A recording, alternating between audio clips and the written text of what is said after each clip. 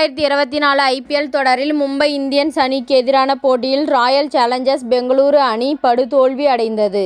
197 ரன்கள் பெரிய இலக்கை 15.3 ஓவர்களில் எல்லாம் மும்பை இந்தியன்ஸ் அணி எட்டியது. இந்த ஆண்டு IPL தொடரில் 6 போட்டிகளில் 5 தோல்விகளை அடைந்து மோசமான நிலைக்கு சென்றுள்ளது ராயல் சேலஞ்சர்ஸ் பெங்களூரு அணி.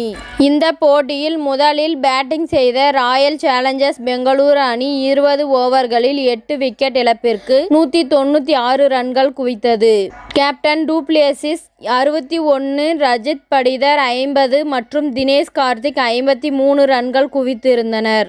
விராட் கோலி 9 பந்துகளில் 3 ரன்கள் மட்டுமே எடுத்திருந்தார். Maxwell duck out ஆகியிருந்தார்.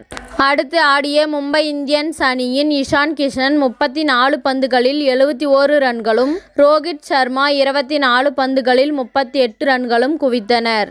அடுத்து வந்த அதிரடி பேட்ஸ்மேன் சூரியகுமார் யாதவ் 17 பந்துகளில் அரை சதம் கடந்தார். பின்னர் 19 பந்துகளில் 52 ரன்கள் எடுத்த நிலையில் ஆட்டமிழந்தார். பின்னர் ஹர்திக் பாண்டியா 6 பந்துகளில் 21 ரன்கள் எடுத்தார். மும்பை இந்தியன்ஸ் அணி 15.3 ஓவர்களில் எல்லாம் வெற்றி இலக்கை எட்டி இமாலய வெற்றியை பெற்றது.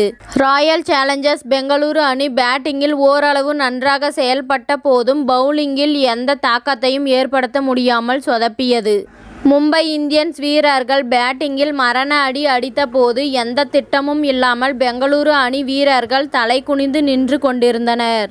மறுபுறம் மும்பை இந்தியன்ஸ் அணி 5 போட்டிகளில் 2 வெற்றிகளை பெற்று தோல்வி பாதையில் இருந்து மீண்டிருக்கின்றது. இத்துடன் இந்த செய்தி முடிவடைகின்றது. நன்றி, வணக்கம். மீண்டும் அடுத்த வீடியோவில் சந்திப்போம். மேலும் இது போன்ற சுவாரஸ்யமான தகவல்களை அறிய தமிழ் சிறை சேனலை சப்ஸ்கிரைப் பண்ணுங்க, ஷேர் பண்ணுங்க, லைக் பண்ணுங்க மற்றும் கமெண்ட் பண்ணுங்க.